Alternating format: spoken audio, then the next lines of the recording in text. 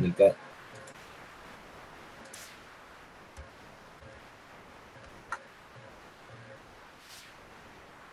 para que lo aquí.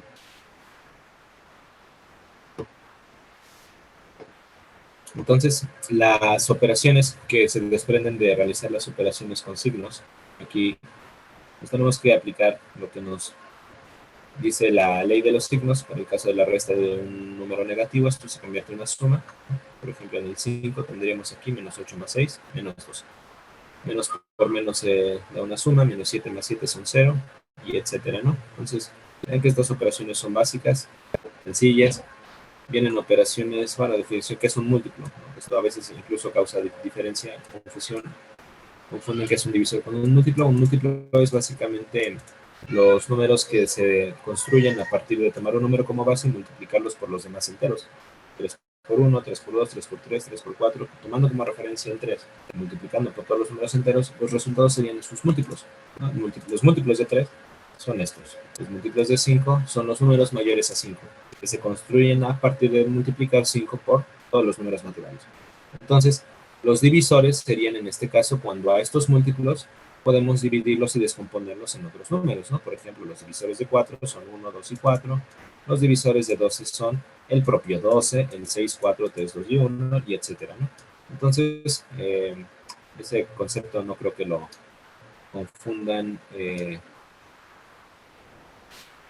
Para el caso de números primos, pues los divisores de un número primo son, bueno, aquí nos preguntan por los múltiplos, ¿no? Pero si tuviéramos que, los divisores de un número primo son el mismo y la unidad, por eso se llaman primos, ¿no? En este caso, calcular los primeros 5 múltiplos de 11 sería, pues sería el 11, el 22, 33, 44, 55. Los primeros 5 múltiplos de 14 son 14, 28, 3, 42, 56, etcétera, ¿no? Entonces, los divisores de 18, encontrar todos los divisores de los siguientes números. 18, sus divisores serían el 18, el 9, el 3, el 6, el 2 y el 1, ¿no? Etcétera. Bien, entonces nos vamos ahí a lo que es el concepto del mínimo común múltiplo, es decir, cuál es el múltiplo más pequeño que existe entre dos o más números. Y entonces, por ejemplo, si nos preguntan cuál es el múltiplo más pequeño entre el 6 y el 4, de todos los múltiplos de 4, que son 4, 8, 12, 16, 24, 28, etcétera, y de todos los múltiplos de 6, que son el 6, el 12, el 18, el 24, de todos los que son iguales y que se repiten, ven aquí el 12, aquí el 24 se repite, aquí el 36 se repite. Es decir, 4 y 6 tiene muchos múltiplos y podremos decir que infinitos. De todos ellos, ¿cuál es el más pequeño? En este caso, el múltiplo más pequeño que existe entre 4 y 6 es el 12. Y por eso se llama mínimo común múltiplo. Y para obtenerlo, pues esto ya lo vimos en algún momento, habría que descomponer los números en sus factores primos, ¿no? Los que son comunes, la multiplicación de ellos construyen el máximo común divisor, y la multiplicación de los que no por el máximo común divisor construyen el mínimo común múltiplo. Aquí esto, pues ya en ejercicio desde la explicación, esto lo tienen que leer con cuidado, con paciencia para que lo entiendan. Potencias de números enteros, ¿no? Aquí la operación potencia se define como que A es la base, el exponente es B, la unión de A con B es la potencia, y pues aquí ya vemos que esto se tiene que multiplicar A por sí mismo B veces, ¿no? Por eso 3 a la cuarta no es 3 por 4, sino 3 por sí mismo 4 veces. Hay que aplicar las leyes de los signos cuando la base es negativa. Pero qué operaciones, ya saben, es el orden en cómo se resuelven las operaciones, a partir de identificar los signos de agrupación, y dentro de los signos de agrupación realizar las operaciones de potencias y raíces. Una vez que dentro de los paréntesis resolví las potencias y raíces, entonces tengo que resolver todas las multiplicaciones y divisiones, y una vez que he logrado multiplicar y dividir, dentro del paréntesis realizo todas las sumas y restas. Ya que realicé todas las operaciones dentro del paréntesis y llegué a un solo número o a una expresión que ya no puedo reducir, entonces ahora conviene cancelar los paréntesis e irnos a los siguientes signos de agrupación. Serían las llaves, resolver en el mismo orden de potencia y raíz hacia sumas y restas, en medio de las multiplicaciones y divisiones, y una vez concluidas todo lo que hay dentro de las llaves, cancelarlas e irnos a los corchetes. Y una vez más, empezar desde potencias y raíces, multiplicaciones y divisiones, y al final sumas y restas. Y siguiendo ese orden, pues llegaremos a un resultado correcto. Aquí el ejemplo, ¿no?, de cómo resolvemos algunas operaciones que tienen signos de agrupación, y dentro de ellos algunas operaciones Y bueno, aquí algunos ejercicios que pues, ustedes tienen que resolver. Si alguno de ustedes tiene alguna duda con cómo se resuelven nuestros ejercicios, los podemos comentar aquí y ahora, ¿no? Pero creo que aquí no hay dudas, creo, entonces vamos a avanzar. Si tienen alguna duda, en todo momento pueden preguntar, ¿no? No sé cómo se resolvería, por ejemplo, el 5, ¿no? Luego viene notación científica. La notación científica es la forma en cómo escribimos un número que involucra muchos ceros y que es muy grande o es muy pequeño. Tiene esta forma. Tiene la forma de un número que se llama cifra significativa por 10 elevado a un grado. Este grado de b puede ser positivo o negativo. Cuando es positivo indica un número muy grande, cuando es negativo indica un número muy chico. Y entonces por eso aquí tenemos algunos ejercicios donde, por ejemplo, este número como cifra significativa por 10 a la 3, este 10 a la 3 equivale a 1000. Y por eso, no, es un 5, no es 10 a la 3, es un 5. Es el más grande. Es un, no sé, este 10 a la 3 equivale a 1000 y 1000 por 2.3467 haría que este punto se recorra 3 espacios, aquí entre el 6 y el 7, y por eso esto daría 2346.7. Y esa la quinta son 100.000. Aquí lo único que está haciendo son pues, elevar, ¿no? Numéricamente estas potencias de 10, de la base 10, y multiplicarlos por sus cifras significativas. Entonces hace la referencia, ¿no? De cómo se recorren los puntos decimales cuando tengo que elevar a una potencia. Aquí, en el caso de que sean positivas, el punto lo recorre a la derecha. En el caso de cuando son negativas, el punto decimal lo recorres a la izquierda, la cantidad de espacios que diga el exponente de la potencia. En este caso, si vale 2, el menos 2, el punto decimal que se encontraría, y no está escrito, pero se encontraría a la derecha del 0, se recorrería 2 espacios. Al recorrerse 2 espacios, habrá necesidad de agregar un 0. Y por eso este 0 que aparece aquí, a la derecha del punto. ¿Sí? Esa es la notación científica. Y ahora estamos entrando a la parte de álgebra, donde álgebra, recuerden que empieza en el lenguaje algebraico, es decir, los conceptos básicos de cómo determino o cómo identifico un término algebraico. Todo término algebraico, ya lo he mencionado, tiene 4 partes. Todo término algebraico tiene un signo, tiene una parte numérica llamada coeficiente, tiene una parte algebraica, que serían las variables o literales, y toda variable literal está elevada a un exponente o llamado grado. ¿Sí? Aquí más preciso, lo que acabo de mencionar, los conceptos. Y luego aquí la definición de lo que es un monomio. Entonces, quisiera aquí ser un poquito claro en lo que es un monomio para que no entremos en ambigüedades. Todos estos que están escritos aquí, todos y cada uno, son monomios. La diferencia entre el primer término es que aquí solo hay un número A. La diferencia en el siguiente es que pues ya hay un número B multiplicando. Pero la multiplicación une los términos y entonces A por B es un término. Por eso mismo A por B por C es un solo término. Y como la división es un caso especial de la multiplicación, entonces A por B por C por D, esto también es un monomio. Esto es un monomio.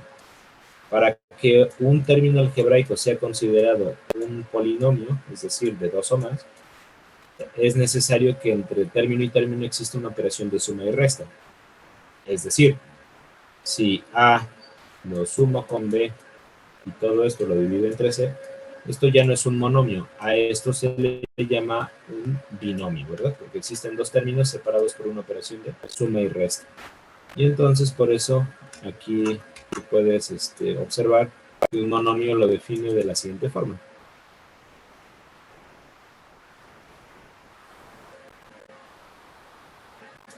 Un número multiplicado por un término algebraico. Esto es un monomio. Signo, número, grado y base. Todo esto es un monomio multiplicado por j, aunque aquí ya aparezca un término diferente de h, pero como j y h se están separando por una operación de multiplicación, entonces es considerado un solo término. Cuando estos términos están separados por sumas o restas, como en el caso de los binomios, entonces ya tenemos dos términos, porque hay una suma o una resta de por medio, separando esos dos términos. Pero entonces cuando ya hay dos sumas, o dos restas, o una suma y una resta, pues entonces ya tenemos un trinomio, ¿no? Porque estarían tres términos separados entre esa suma y esa resta. Y entonces polinomio es a partir de dos o más términos. ¿Sí? Aquí lo dice, más de un término, o sea, de dos en adelante. Y entonces por eso los binomios y los trinomios también son polinomios. Entonces, polinomio aplica de dos en adelante, ¿no? Y acuérdense que para identificarlos debe de haber sumas o restas entre ellos.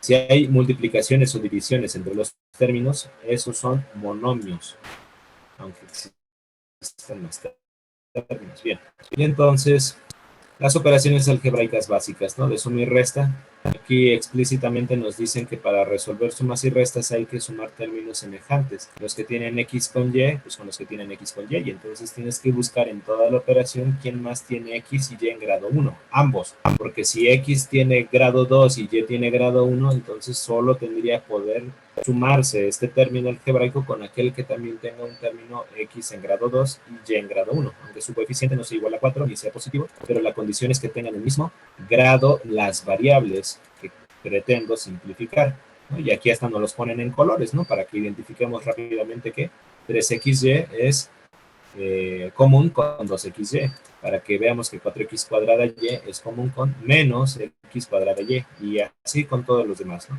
Y por eso nosotros separamos en operaciones individuales entre estos términos semejantes y por eso las acomodamos de esta forma y al lado izquierdo.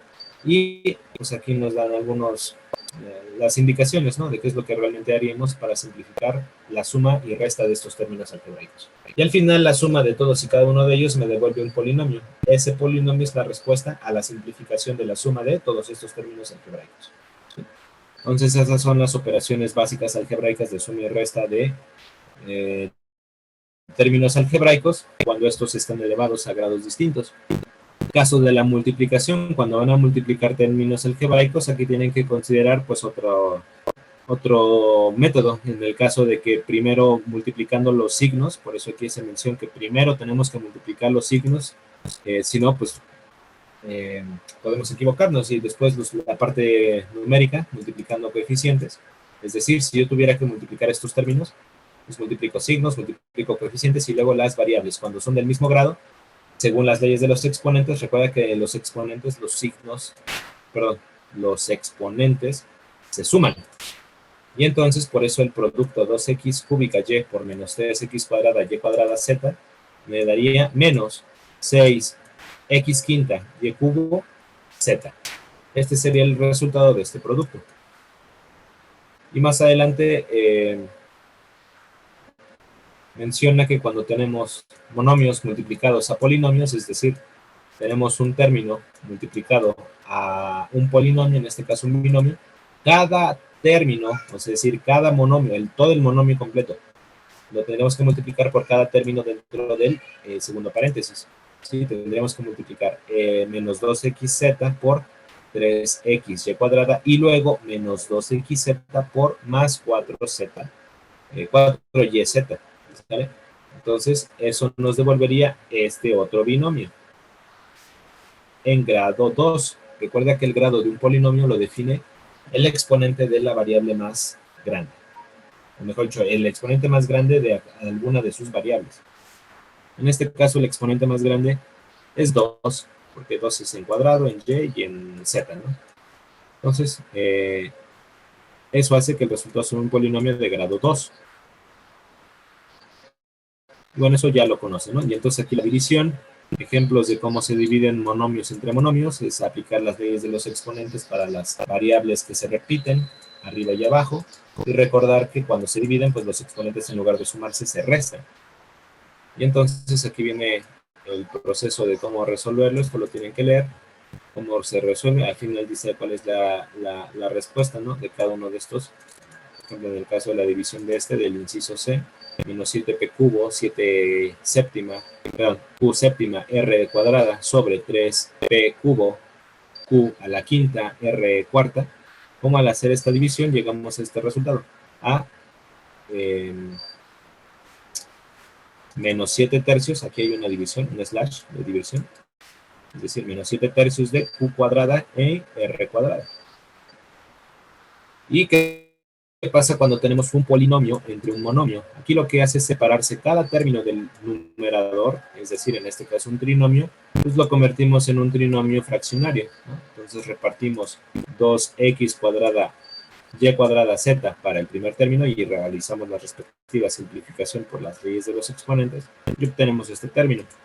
Dividimos el término del medio entre el denominador una vez más y obtenemos 2x cuadrada y cuadrada. ¿Por qué? Porque se cancela x cubo entre x, nos da x cuadrada, aquí está.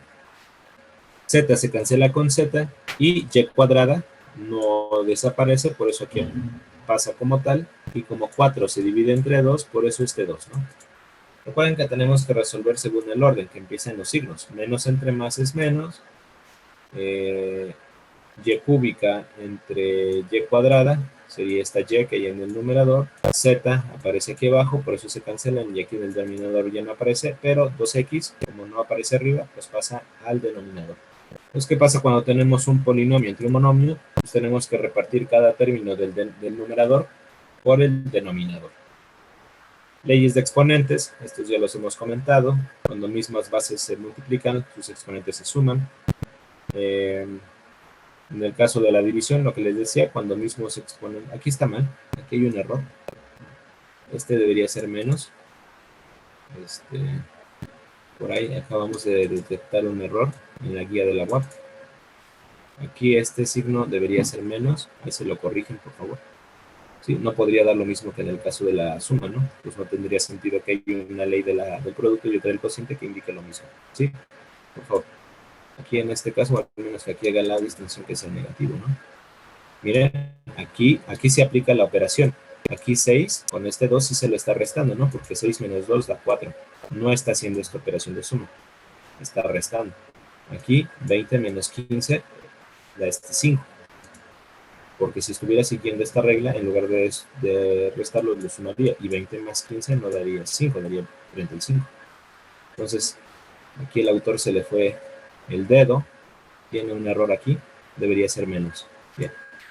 Entonces, aquí tenemos que para el caso de un exponente negativo, siempre podemos convertir esto para que sea más razonable para mí saber cómo resolverlo, convertirlo en una expresión equivalente donde ese exponente se convierta positivo. Aunque, pues tenga una forma diferente a la habitual, x al cubo, ¿no? Esta forma tendría forma de un cociente. Este sería x al cubo, pero dividiendo a la unidad. Y recuerden que todo número, cuando lo multiplicamos de esta forma por su inverso, obtenemos la unidad. ¿Sí? Aquí dice que si nosotros tuviéramos que 2 a la menos 4 sobre 1 entre 2 a la cuarta de 1, 16.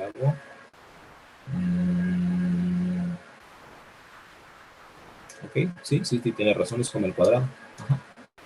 Dice una variable elevada a un exponente negativo bajo el denominador como exponente positivo. Si la variable de exponente negativo está en el denominador, sube al numerador como exponente positivo, por ejemplo. Ya. Sí, básicamente esta expresión es igual a esta expresión, y cuando multiplicamos esta expresión por esta expresión, es decir, ella por sí misma escrita de forma diferente, es como elevar al cuadrado esto.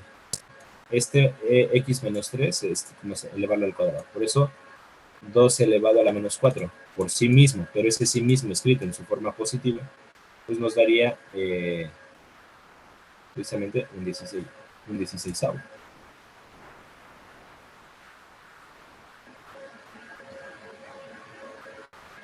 No es cierto, no daría un 16avo. No, sería algo más. Aquí hay un error también, ¿eh? En esto. Bueno, para empezar aquí no le pone el resultado, pero aquí hay un error en esto. ¿Sale? Aquí hay un error. Nada más voy a mencionar cuál es. Aquí tiene 2 a la menos 4.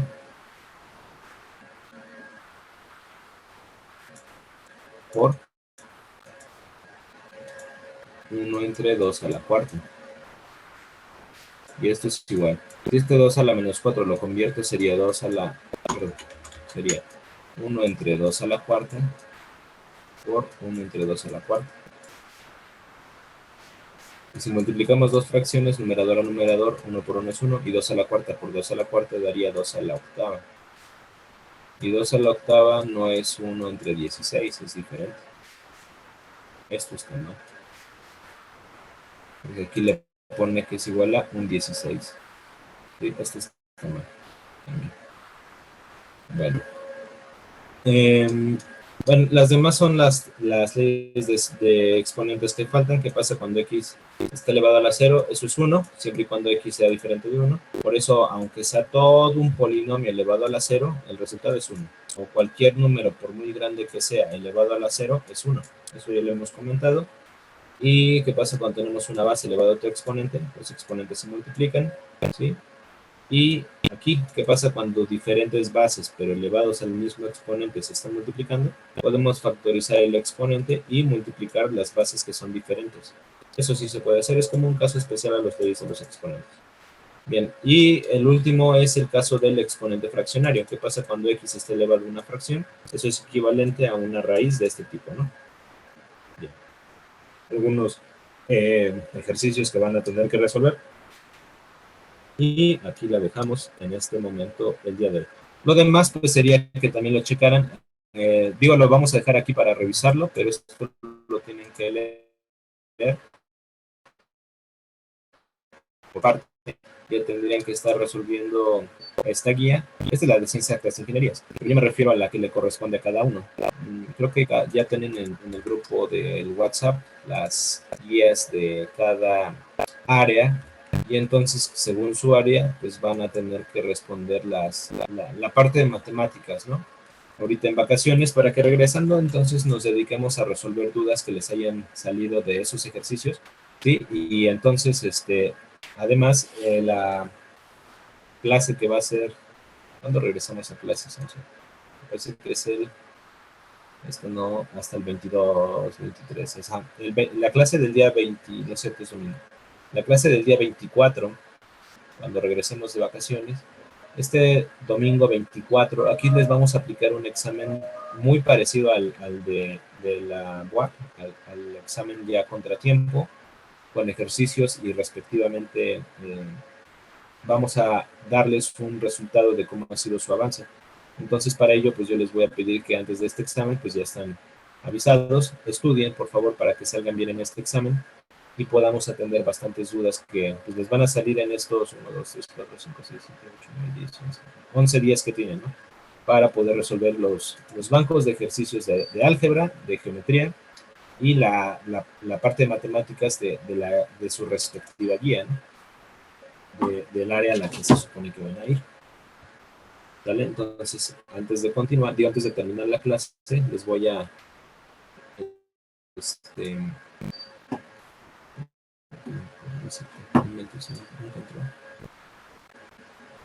¿Estás por aquí, Julián? Creo que no estoy. No te había sido necesario. Al menos grabamos la sesión. De estos bancos de ejercicios, ahí están las tareas. Y recuerden que aquí más adelante, mejor dicho, arriba, aquí están en los documentos, ¿no? Aquí en los documentos están las guías, ciencias sociales, naturales, administrativas, ciencias exactas, todas esas guías, pues, según tu área, por ejemplo, la de administrativas, esta guía pues también tiene una sección de matemáticas, tienes que contestarla toda, ¿no? Matemáticas, matemático financiero, estadística elemental. Estos pues tendríamos que ya estarlas contestando, ¿no? Y sacar dudas de ello. También tienen un resumen, también tienen una parte de ejercicios, y si se dan cuenta muchas hasta se repiten, ¿no? Porque pues, son pues, que